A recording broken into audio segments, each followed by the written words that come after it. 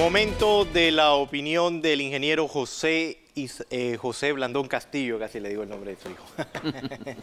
Ingeniero, están pasando muchas cosas desde el día de ayer, principalmente desde que se dio ese rechazo en la Asamblea Nacional de Diputados.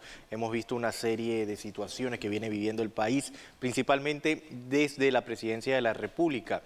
Ayer miembros del partido PRD y también de Cambio Democrático señalaban de que se están dando despidos, hay movimientos de casos judiciales también. ¿Qué está pasando con este señor, con el señor presidente? Buenos días, José Luis. Buenos días a nuestra audiencia. Oiga, qué semana hemos tenido en el campo nacional e internacional. Bueno, de una cosa podemos estar seguros. No nos vamos a aburrir. Y no nos vamos a aburrir de aquí, quién sabe hasta cuándo. Pero quisiera decirles algo antes de entrar a tu tema, que me parece que debería ser el tema central de lo que vamos a conversar hoy en el plano nacional. Ayer escuchaba a uno de nuestros oyentes y parte de nuestro trabajo aquí en este canal es escuchar la audiencia, entender sus preocupaciones para poder darle elementos que ayuden a la formación de su opinión, cualquiera que ella sea, pero con un mayor nivel de información. Uno de los oyentes, José Luis, decía que él no entendía el incremento del precio en la gasolina porque el petróleo estaba bajando y decía el oyente, en $35 el barril.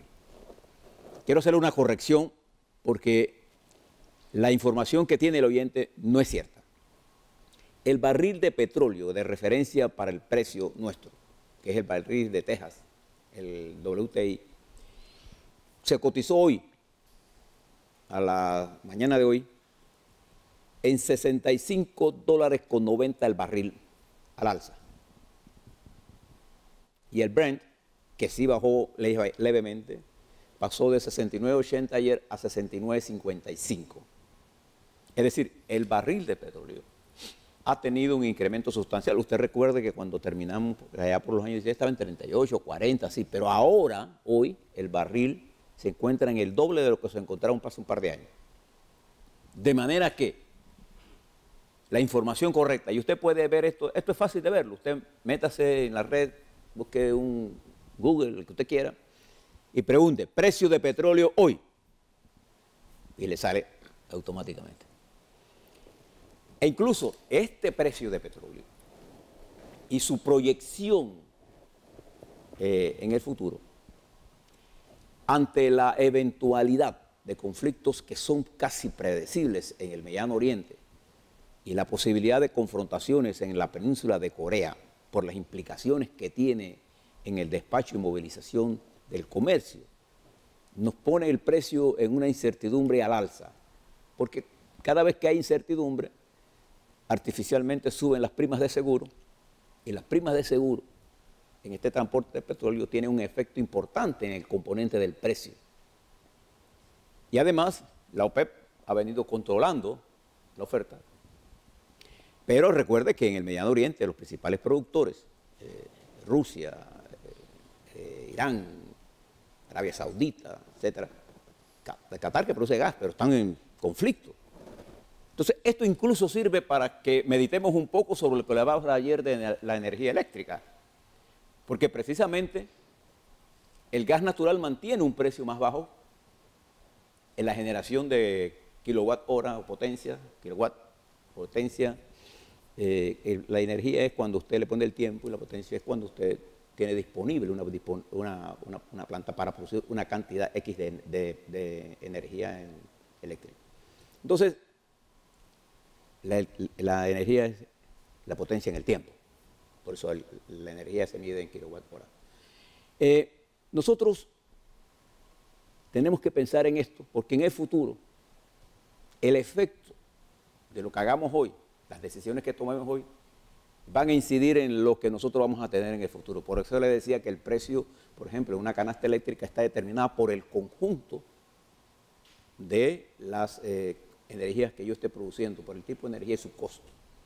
Y el gas natural es más barato que toda la térmica producida por componentes derivados del petróleo. Tan simple. ¿Hay algo difícil en entender eso? No. Bueno, le quiero aclarar al oyente, y Y si tiene dudas, y es bueno tener dudas, e incluso uno va a la universidad, a la escuela, para tener dudas razonables. Es la duda razonable lo que te busca. Los que pensamos, nunca tenemos la verdad. Los que pensamos estamos en la búsqueda de la verdad. Los que opinan creen tener la verdad sin los hechos. Por eso yo siempre le digo a nuestra audiencia, usted tiene el derecho a tener opiniones. Usted tiene ese derecho y yo se lo respeto. Lo que usted no tiene derecho a creerse dueño de los hechos fácticos, de los hechos reales. Los hechos reales son los hechos reales, punto. ¿Ven? Bueno, fíjese, le voy a dar un resumito, porque yo, igual que usted, igual que nuestra audiencia, tengo una profunda preocupación por la reacción que se ha generado. Diría yo, la reacción casi prácticamente infantil en todas las esferas del poder político. Y como hay nuevos actores en el escenario político, también en esos actores nuevos. Fíjese que ayer la Corte Suprema de Justicia cambió la medida cautelar para el alcalde de Los Santos. Sí. Le quitó la detención preventiva de casa por cárcel a distrito por cárcel. Pero la Corte Suprema de Justicia entró a considerar esto y no entró a considerar la teoría del crimen, la teoría criminal. Cuando se habla de la teoría criminal, se habla la teoría que tiene el Ministerio Público sobre que se cometió un hecho delictivo.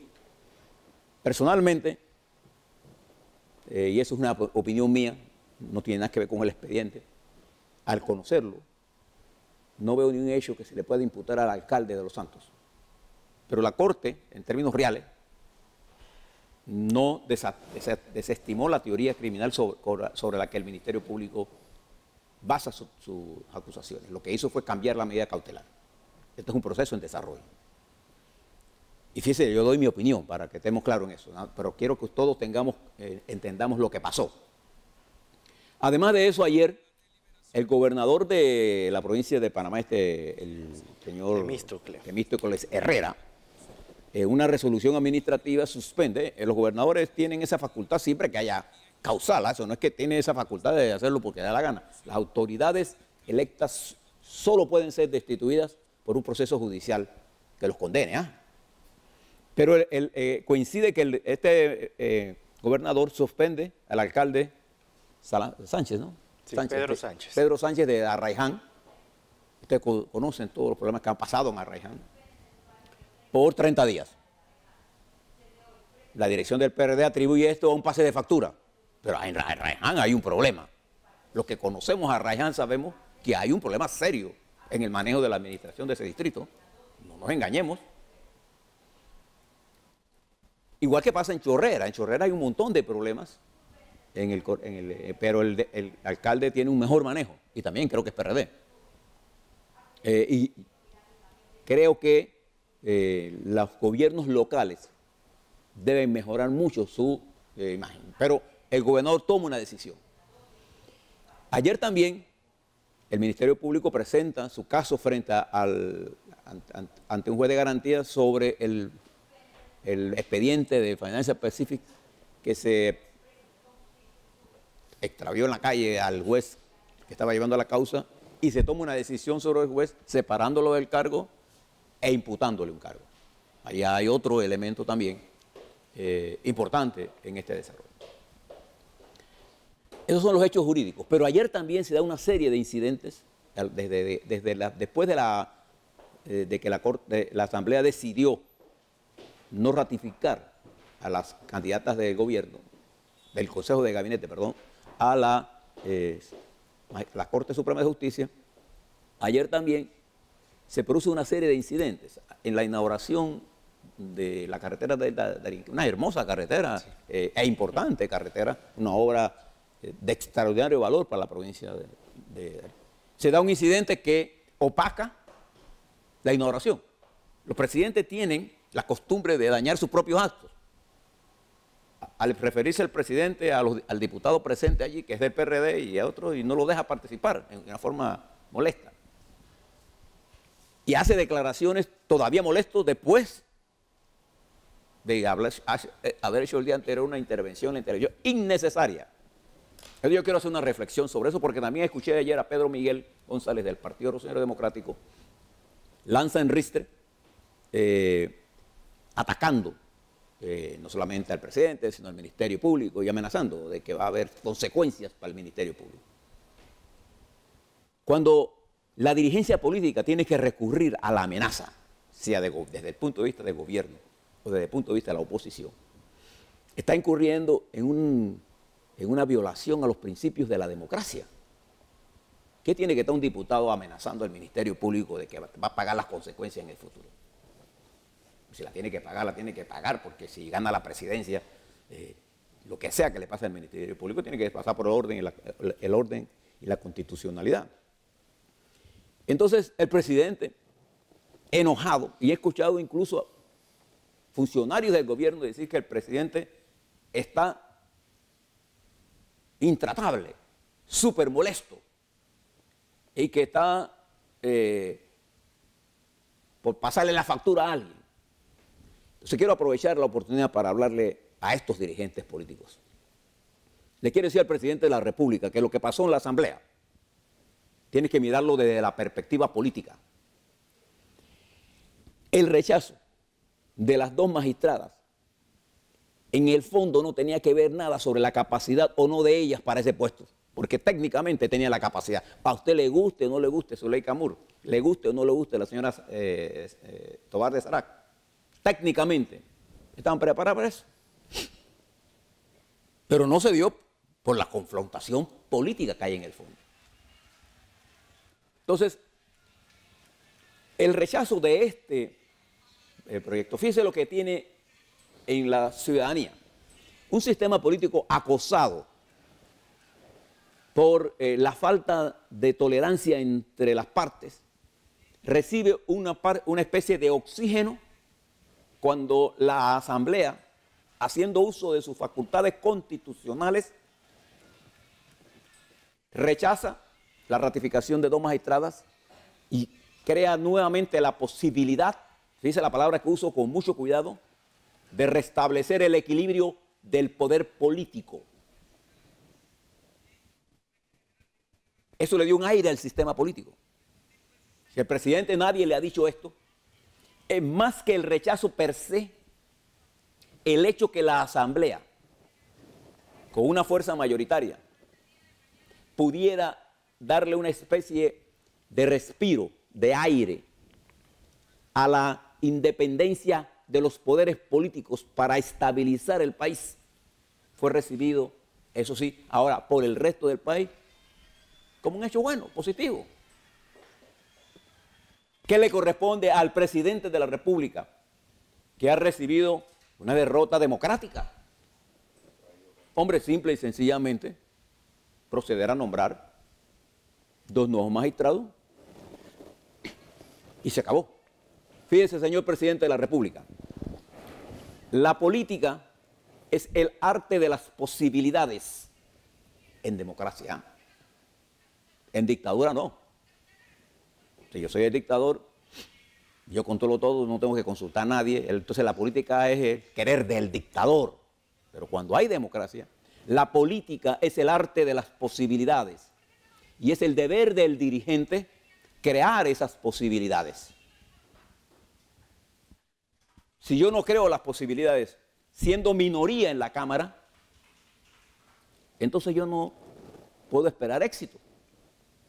¿Y cómo se crean las posibilidades cuando yo quiero ratificaciones? Hombre, haciendo lobby, buscando candidatos de más consenso, entendiendo el momento político que se está viviendo, comprendiendo las necesidades de las otras fuerzas. Ahora, yo le voy a preguntar al presidente de la República, ¿ha actuado o no ha actuado con un nivel de, digamos, de excesiva lealtad o de excesiva complacencia a las diferentes bancadas, tanto del PRD como de Cambio Democrático con respecto a la política del Ejecutivo? ¿Sí o no? Claro que se sabe que sí ha actuado. Por eso que el secretario general del PRD ahora se rasga las vestiduras, ¿no?, convirtiéndose en un furibundo opositor, atacando al presidente y al Ministerio Público de una forma tan fogosa, pero tampoco creíble. Porque las bancadas ambas han sido complacientes. Es más, desde la designación del Contralor, comenzando el año, el PRD tenía su propio candidato, el señor Pérez, y fue bajado para apoyar al candidato del presidente, el actual Contralor. Entonces, la Asamblea ha sido complaciente, pero en la coyuntura actual, el presidente debió entender que cambio democrático en una transición de mando jamás podía votar. No porque Zuleika Moore fuera buena o mala fiscal, sino fue que la fiscal que le tocó llevar la mayoría de los casos contra cambio democrático. ¿Qué inteligencia hay que tener para entender que era casi imposible para este grupo, recién ganado el poder en cambio democrático, darle el voto a quien se había convertido desde no voy a juzgar ahora la calidad o no, la calidad de lo que se estaba haciendo, sino el hecho político. Se había convertido en la fiscal que llevó uno de los casos más emblemáticos contra cambio democrático. Había que tener una gran inteligencia, no. Había que tener una gran ceguera o tener de asesores a policías que no saben de política para explicarle al presidente esto.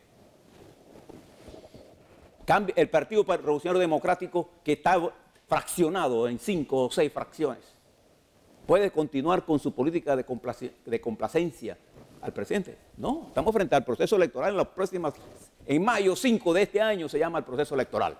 Entonces van a apartarse, igual que se apartan, señor presidente, aquellos amigos suyos que le pidieron apoyos para los negocios. Si usted quiere saber eso, mire la conducta de la televisora nacional con el dueño de ese banco, que es el señor Stanley Mota, ¿cómo lo trata usted? Tomando distancia. Esa es la política. Entonces, ¿qué debe hacer usted? Yo creo que lo primero que debe hacer es serenarse, señor presidente de la República. Serenarse. Y entender que nace una nueva correlación de fuerzas, no solo en la Asamblea, sino en el resto de la sociedad. Que reclama qué cosa. Hombre, le está reclamando a su gobierno, no que haga más, porque no hay duda de que el gobierno está haciendo cosas. Hombre, usted inauguró una carretera, esa y la de Santiago, no hay duda que el gobierno está haciendo cantidad de obras. Pero como no está en sintonía de comunicación con el electorado, la percepción del electorado es otra. Blandón, tenemos declaraciones también del ministro de la Presidencia sobre este rechazo, para que escuchemos y analicemos también parte de ese comentario del ministro de la Presidencia, Álvaro Alemán. Tiempo, vamos a esperar que pasen carnavales y ya entonces él hará las evaluaciones correspondientes y mire, el perfil va a ser el mismo que la de las dos que lamentablemente fueron rechazadas. Eran 2 profesionales, o son 2 profesionales íntegras, competentes, y lamentablemente cayeron, no se dieron las ratificaciones simplemente por un tema político. Es decir, aquí la bancada de oposición no hicieron ningún análisis, simplemente rechazaron las designaciones pensando ellos quizás un cálculo político y que con eso le dan un golpe al gobierno, qué sé yo, pero bueno, eso tendrá que preguntárselo a ellos.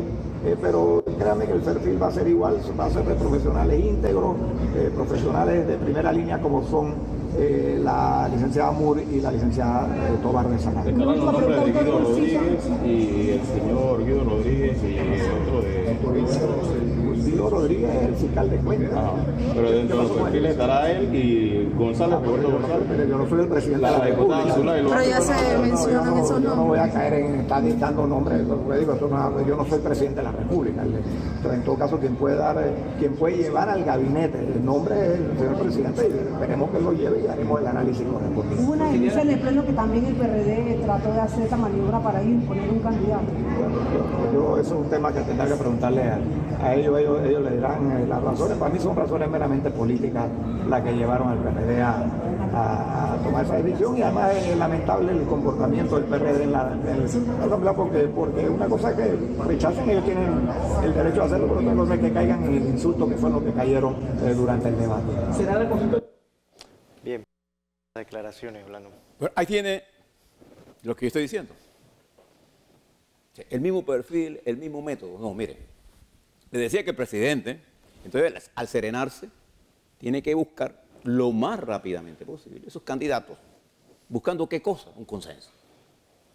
En el gobierno actual, en la presidencia, porque no ni siquiera es en su partido, si él escuchara a su partido y escuchara la voz de los demás, se daría cuenta que lo que el país está buscando, nombre dos candidatos que tengan consenso y salgan de eso. Porque la Corte, el sistema de justicia, la justicia no se va a resolver con dos nuevos. No se engañen, ni engañen al país. La Corte Suprema de Justicia, el sistema judicial panameño se va a resolver cuando hagamos una reforma constitucional que replantee todo el esquema de la nueva constitución, de la constitución actual, perdón. Entonces, ahí lo que tú estás escuchando es precisamente lo que el presidente está viendo. Cuando un ministro viene ante uno y le dice, el presidente está intratable, hombre, ¿para qué tú eres ministro de él? Tú tienes que tener la valentía política para decirle al presidente la realidad. Yo lo que quiero llevarle el mensaje al presidente de la República es que se ponga, como dicen los jóvenes, cool. Cool. Usted tiene que actuar con el pensamiento frío y puede tener el corazón caliente si quiere. Pero usted no puede actuar a la brava. ¿Y sabe por qué? Porque lo que va a producir es una polarización en la Asamblea y una polarización en la Corte Suprema de Justicia que puede operar en su contra. Se lo doy como consejo. Y le hago un consejo y termino con esta parte primera. Al PRD. Este discurso de confrontación que estamos escuchando no lo va a convertir en más oposición. Lo va a convertir en lo mismo. Presten atención ahora a lo que les voy a explicar, lo que está pasando en Costa Rica a los dirigentes. Y Cambio Democrático y todo el mundo va a tener que entender que independiente de las elecciones, el país va a tener que hacer un esfuerzo colectivo para enfrentar los problemas que vienen en los próximos meses. Entonces el primero que debe poner de su parte para calmarse y entender que la política es el arte de las posibilidades y el mejor dirigente es el que crea esas posibilidades, es el presidente de la República. Y después los dirigentes máximos de los diferentes partidos, porque son los partidos políticos los actores reales de esto. Los demás dirigentes de las llamadas asociaciones civiles están de una u otra forma respondiendo, al querer o línea política de cuál uno de los colectivos que estén dando. ¿Qué parece, señor presidente? Entonces, cool.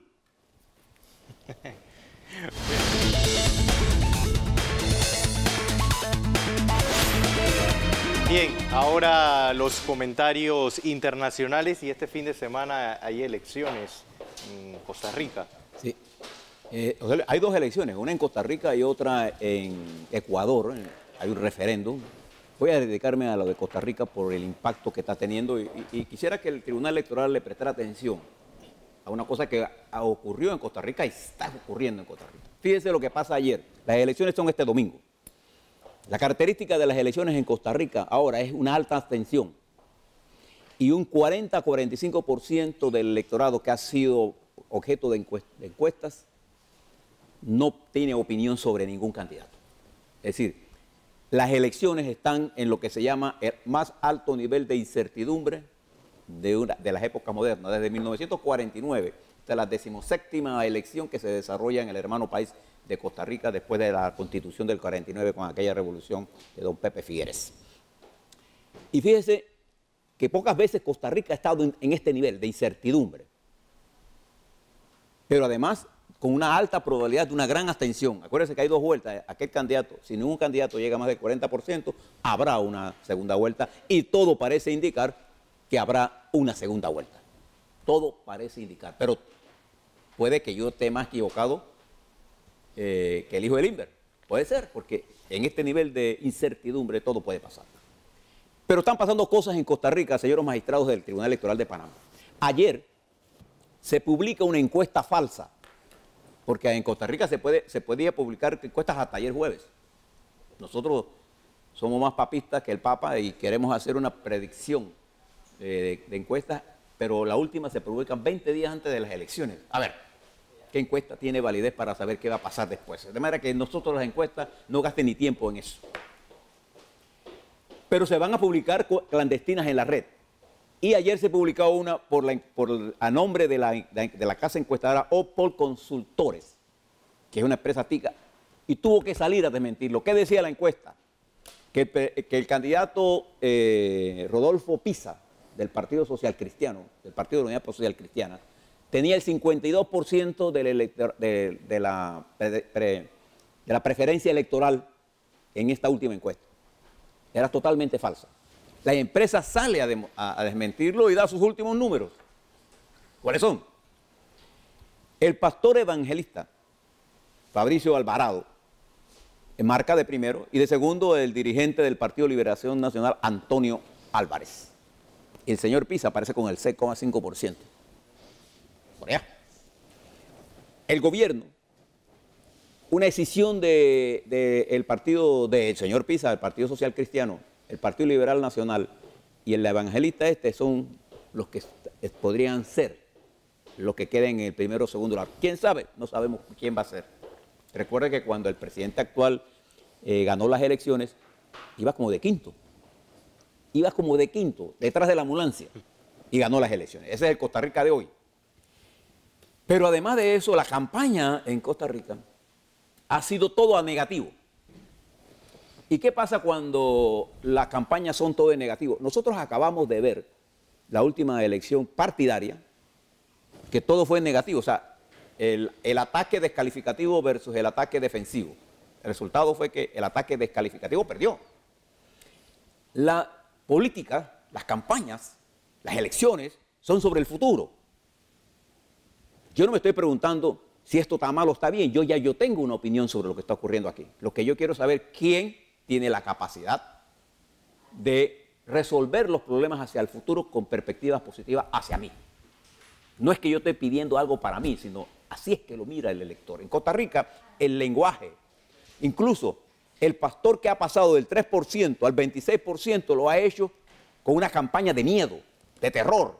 ¿Contra qué? Contra el matrimonio igualitario, como si eso fuera a resolver las crisis de Costa Rica.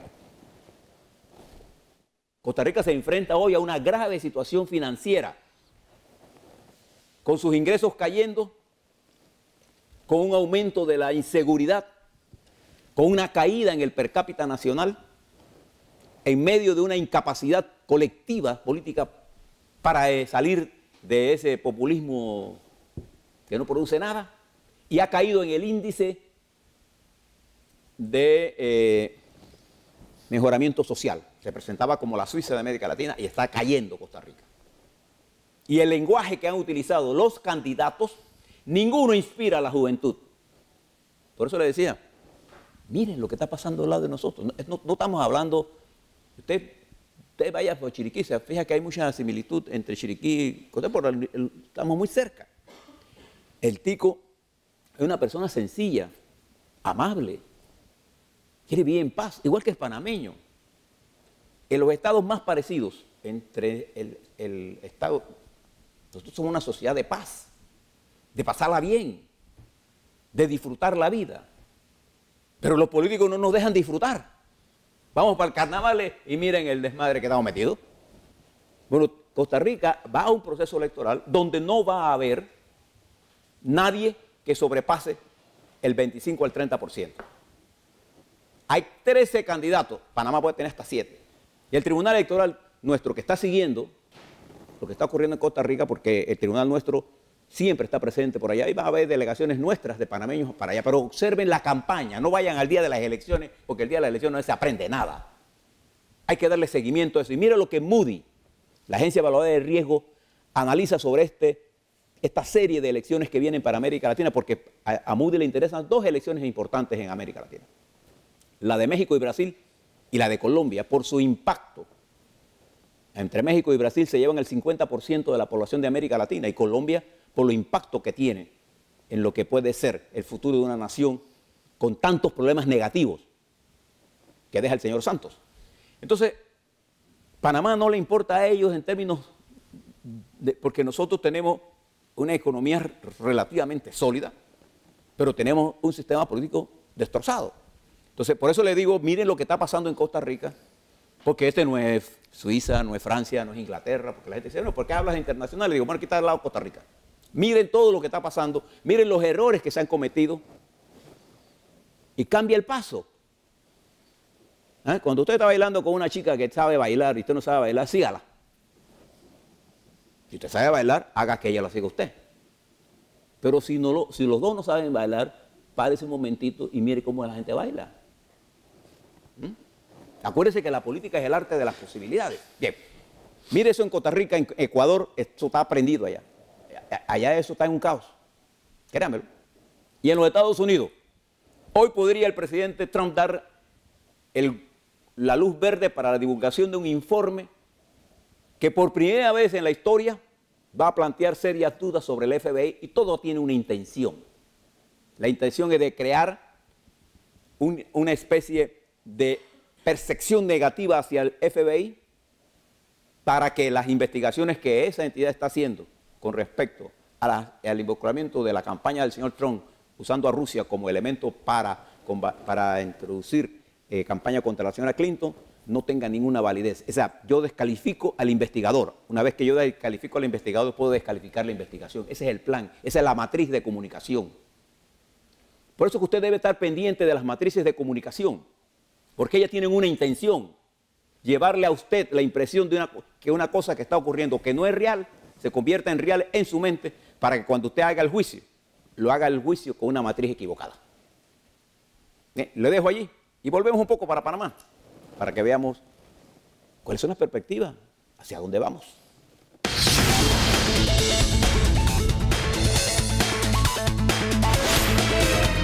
Bien, continuamos con los comentarios políticos en esta ocasión, ingeniero. Sí, fíjese, José Luis, estimados televidentes, los medios de comunicación en términos generales hoy le están haciendo una recomendación al presidente. Incluso APEDE le hace una recomendación.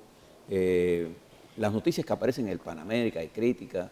La noticia que el editorial de La Estrella de Panamá, que me parece genial, que comparto 100%.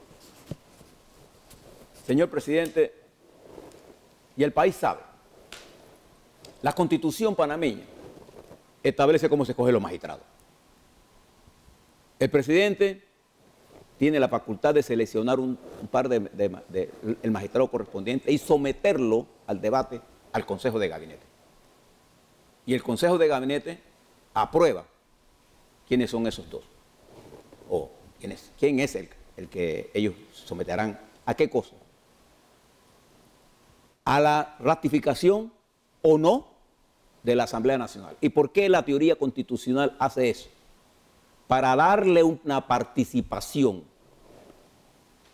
a los representantes del pueblo que fue a elecciones, porque así se llama, democracia representativa. No es un capricho del constituyente eso, es una teoría del poder político, que no sean ministros escogidos de a dedo por el deseo del presidente, porque comparten su idea, porque tienen la capacidad técnica, por cualquiera sea la razón, que sean ellos los que en forma independiente escojan el tercer órgano, que es el judicial. Es que participe la parte política, dando sus puntos de vista, ¿cuáles? Políticos. Entonces, esa ratificación, una vez que se dé, la integran a la Corte, y cuando se integra a la Corte el magistrado, debe actuar con independencia. Esa es la teoría constitucional. Pero ¿qué sucede? Que el presidente, el que sea, coge los magistrados, presiona a la Asamblea, los proponen, los escogen y después que están en la Corte quieren mandarlo. Pero cuando se dan coyunturas como esta, la que vimos allá, le dije, este espacio de aire que se dio, este reto que produjo la primera derrota del presidente, creó una nueva dinámica política en medio de la que ya se estaba construyendo. Es que el problema que tiene el presidente actual nuestro es que como él no tiene un equipo de estrategas políticos que entiendan la dinámica política del país y que piensen en los intereses de todos los colectivos, no en el interés solo del presidente, entonces carece del análisis integral.